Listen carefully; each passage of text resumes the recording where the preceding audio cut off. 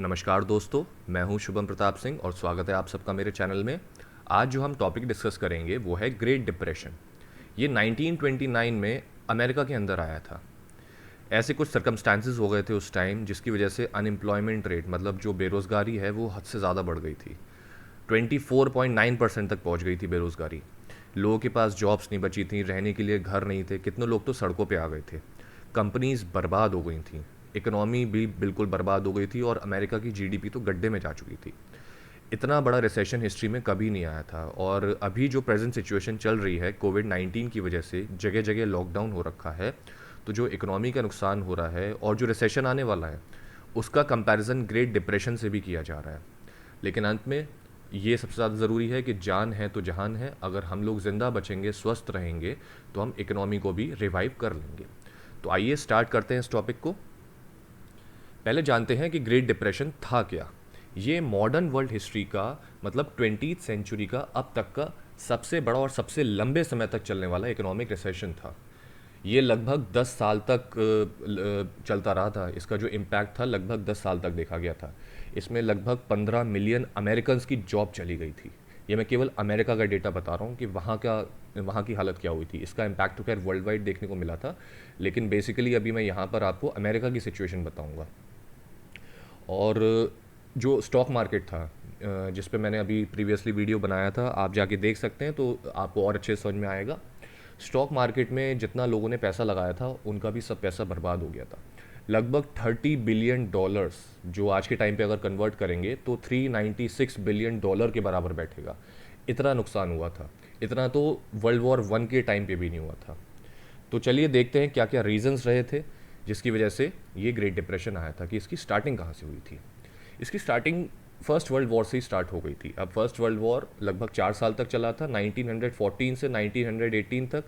और इसने बड़ी बड़ी इकोनॉमीज़ को डिस्ट्रॉय कर दिया था, जैसे ब्रिटेन हो गई, जर्मनी हो गई, रशिया हो गई, है ना। अब यूएस की बात करें तो यूएस ने इस वॉर में एंट्री काफ़ी लेट ली थी। तो यूएस को इतना ज़्यादा नुकसान नहीं हुआ था, चाहे हम इकोनॉमी की बात करें या लोगों की जान की बात करें। इतना नुकसान नहीं हुआ था जितना बाकी कंट्रीज़ को हुआ था, क्योंकि यूएस ने एंट्री ली थी 1917 में। और जैसे ही यूएस ने वॉर में एंट्री ली, उसने वॉर का रुख बदल दिया। जो सेंट्रल पावर्स थी, मतलब जो जर्मनी हो गई, ऑस्ट्रिया, हंगरी, ओटोमन टर्की, ये सारी सेंट्रल पावर्स के अंडर थी। ये स्टार्टिंग में जीत रही थी। किसके अगेंस्ट? अलाइज के अगेंस्ट। अलाइज में ब्रिटेन, फ्रांस और रशिया थी। इनके अगेंस्ट ये लोग जीत रही थी। लेकिन यूएस के आते ही यूएस इन कंट्रीज़ की तरफ से आ गया था, अलाइज की तरफ से, ब्रिटेन, फ्रांस और रशिया की तरफ से। तो ये स्ट्रांग हो गई थी और फिर इन्होंने जर्मनी को और बाकी जितनी सेंट्रल पावर्स थी उनको बुरी तरह से हरा दिया था। अमेरिका ने अपने ट्रूप्स भेज दिए थे फ्रांस के अंदर और इन लोगों ने जर्मनी और बाकी सेंट्रल पावर को बुरी तरह से हरा दिया था। अब इस वॉर से यूएस को काफ़ी फ़ायदा हुआ था। पहला फ़ायदा क्या हुआ था? एक तो उसने हीरो की तरह एंट्री मार के अलाइस को जितवा दिया था, तो उसकी जो इंटरनेशनल वैल्यू थी, इंटरनेशनल पावर थी, वो बढ़ गई। दूसरा फ़ायदा क्या हुआ? वॉर के टाइम पे यूएस यूरोप को वॉर का सामान बेच रहा था, मतलब जैसे वेपन्स वगैरह ये बेचा करता था, तो उससे प्रॉफिट कमाया यूएस ने। फिर तीसरा फ़ायदा क्या हुआ? वॉर के टाइम पे और इवन वॉर के बाद ब्रिटेन को बहुत नुकसान हुआ था। तो अब यूएस के ब्रिटेन के साथ अच्छे इकोनॉमिक रिलेशंस रहे थे, पुराने रिलेशंस थे। तो यूएस ने ब्रिटेन को मदद की थी, मतलब लोन प्रोवाइड करवाए थे, लेकिन हाई इंटरेस्ट रेट पे। फिर एक फ़ायदा और हुआ था कि वॉर के टाइम पे जितनी यूरोपियन कंट्रीज़ थी उनके साथ तो यूएस के अच्छे रिलेशंस थे ही, तो यूएस ने उनकी मदद करी थी। कैसे? जो प्रोडक्शन था, मतलब जितने फार्म प्रोडक्ट्स हो गए, जितने फूड क्रॉप्स हो गए, उनका प्रोडक्शन बढ़ाया था और वो फूड क्रॉप्स एक्सपोर्ट किया करता था यूरोपियन कंट्रीज़ में, और अच्छे खासे पैसे कमाए उसने। जो वीट और कॉर्न के प्राइसेस थे वो उस टाइम काफ़ी हाई हो गए थे। तो फार्मर्स ने उस टाइम जो एग्रीकल्चर का प्रोडक्शन था वो भी बहुत ज़्यादा बढ़ा दिया था, वो भी बहुत हाई हो गया था। तो ये सारे फ़ायदे हुए थे यूएस को। अब यूएस को जो नुकसान हुए थे, जो थोड़े बहुत नुकसान हुए थे वॉर के टाइम पे, वो तो उसने आसानी से रिकवर कर लिए थे। और यूएस की इकोनॉमी 1920s के टाइम पे उन्होंने मास प्रोडक्शन करना शुरू कर दिया था। मास प्रोडक्शन का मतलब किसी भी चीज़ को बहुत ज़्यादा क्वांटिटी में ग्रो करना या फिर प्रोड्यूस करना।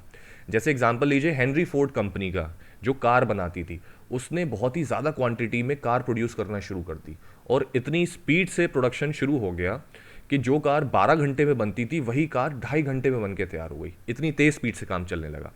और भी चीज़ें जैसे वॉशिंग मशीन्स, रेफ्रिजरेटर, रेडियो, इन सब का भी मास प्रोडक्शन शुरू हो गया था। अब यूएस की इकोनॉमी की तो उस टाइम बल्ले बल्ले हो गई थी। 1923 तक जो यूएस की एक्सपोर्टिंग कैपिटल थी वो बहुत ही बढ़ गई थी। मतलब यूएस की इकोनॉमी बिल्कुल उस टाइम हाइट पे थी। अब कंपनीज की अच्छी ग्रोथ हो रही थी मास प्रोडक्शन की वजह से, है ना, खूब ज़्यादा प्रोड्यूस कर रहे थे, खूब ज़्यादा बेच रहे थे। तो उसकी वजह से जो कंपनीज स्टॉक मार्केट में लिस्टेड थी उनके शेयर प्राइसेस भी बहुत बढ़ गए थे, है ना। ये सारे फायदे यूएस को हो रहे थे अपने ओवर प्रोडक्शन की वजह से, जो उन्होंने मास प्रोडक्शन स्टार्ट किया था। फिर दूसरी तरफ मैंने एग्रीकल्चर सेक्टर में भी बताया था, बहुत ज़्यादा प्रोडक्शन होने लगा था क्योंकि वो बाहर सप्लाईज करते थे अपने फूड क्रॉप्स की। लेकिन बाद में क्या हुआ था कि भाई जो यूरोपियन कंट्रीज़ थी वॉर के बाद थोड़ा स्टेबल हो गई थी, उन्होंने रिकवरी कर ली थी, तो उनका जो प्रोडक्शन था धीरे धीरे स्टार्ट हो गया था और एक अच्छे लेवल पे आने लगा था। तो उन्होंने जो यूएस से क्रॉप्स आते थे उसको उन्होंने लेना कम कर दिया।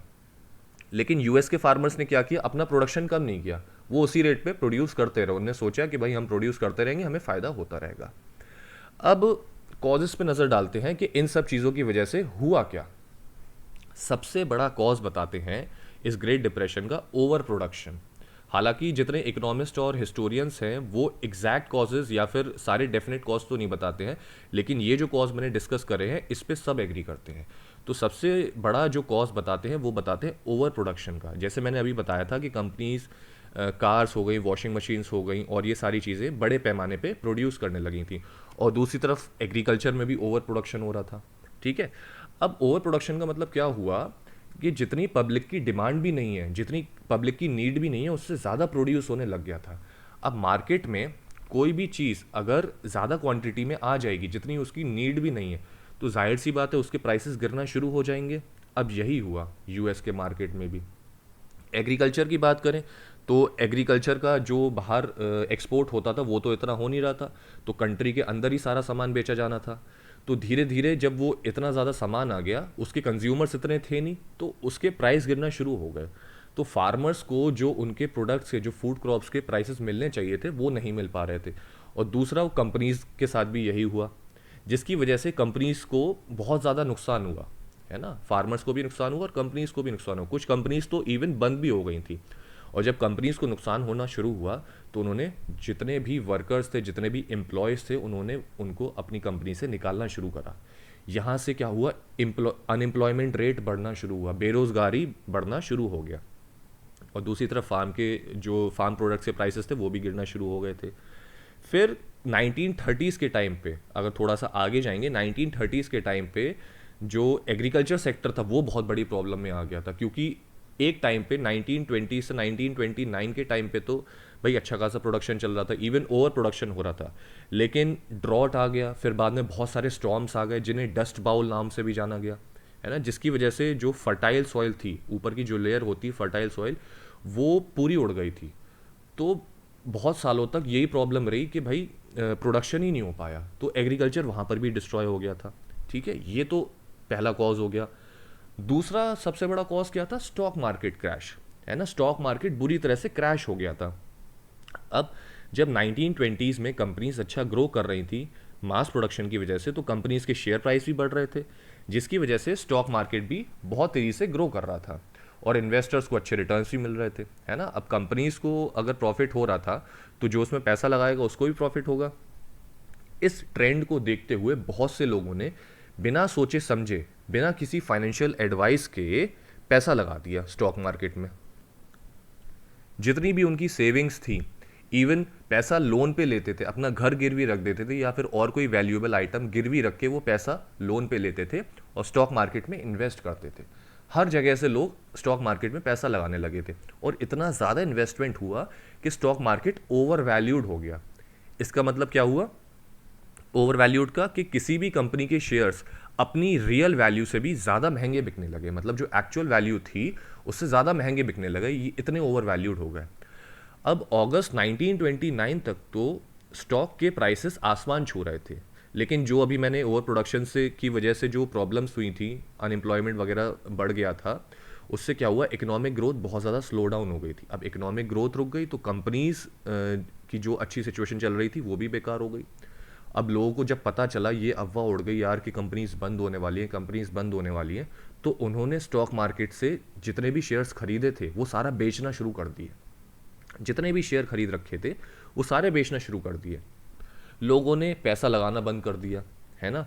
एक तरह से जितना इन्वेस्टमेंट हो रहा था एक टाइम पे वो बिल्कुल बंद कर दिया। लोगों ने सेविंग्स करना शुरू कर दी कि यार हमारा इतना ज़्यादा अनएम्प्लॉयमेंट आ गया है तो हमारा खर्चा कैसे चलेगा, तो उन्होंने सेविंग्स करना शुरू कर दी। तो जो कंट्री के अंदर कंजम्पशन रेट था, है ना, लोग जो भी किसी चीज़ को कंज्यूम कर रहे थे उसका जो रेट था वो बहुत ज़्यादा नीचे चला गया। अब कंट्री की जो जीडीपी होती है या इकोनॉमी होती है वो दो चीज़ों से ही चलती है, एक प्रोडक्शन से और दूसरा कंजम्पशन से। दोनों के बीच में बैलेंस बना होना चाहिए कि जितना प्रोडक्शन हो रहा है उतना कंजम्पशन भी होना चाहिए, अदरवाइज इकोनॉमी पे बहुत ही बुरा इफेक्ट पड़ता है। अब यहाँ पर उल्टा हो गया था, प्रोडक्शन बहुत ज़्यादा हो रहा था लेकिन कंजम्पशन बहुत रिड्यूस हो गया था, तो इसकी वजह से बहुत ज़्यादा क्राइसिस आ गए थे।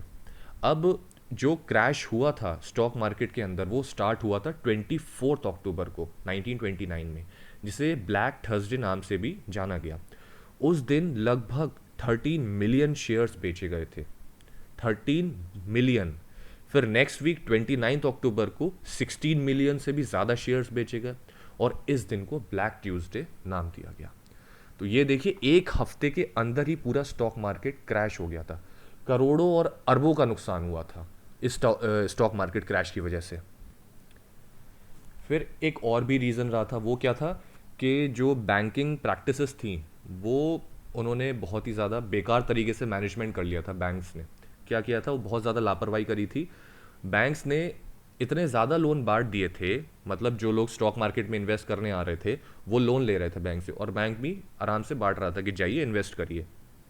अब क्या हुआ, स्टॉक मार्केट में जितनों ने पैसा लगाया था उनका पैसा डूब गया।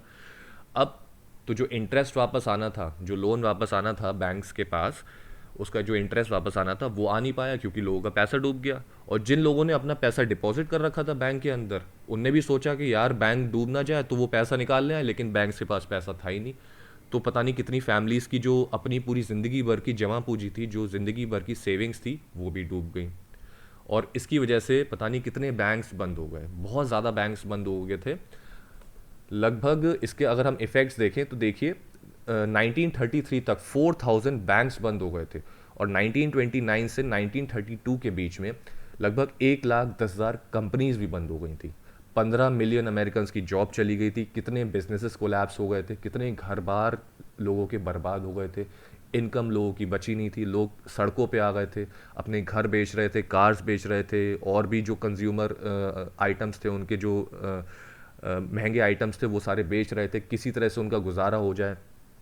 अनएम्प्लॉयमेंट इतना ज़्यादा बढ़ गया था कि लोग दूर दूर जा रहे थे कि उन्हें कुछ भी काम मिल जाए। यूएस बैंकिंग सिस्टम बिल्कुल कोलैप्स हो गया था। तो ये सिचुएशन बहुत ही ज़्यादा वर्स हो गई थी ग्रेट डिप्रेशन के टाइम पे, और इसका इम्पैक्ट पूरी दुनिया में देखने को मिला था। क्योंकि जैसे आज के टाइम पे हम देख रहे हैं लॉकडाउन की वजह से यूएस में जितनी कंपनीज़ हैं वो सही से ऑपरेट नहीं कर पा रही हैं, और जगह जगह उनके प्लांट्स हैं, है ना, एम्प्लॉयज़ उनके वर्ल्ड वाइड हैं जो इन कंपनी से अटैच हैं, वो भी सही से काम नहीं कर पा रहे हैं। ठीक है, तो फिर ये वर्ल्ड वाइड इम्पैक्ट जो उस टाइम देखने को मिला था, है ना, जो इकोनॉमिक स्लो डाउन हो गया था, वो आज के टाइम भी हो रहा है लॉकडाउन की वजह से।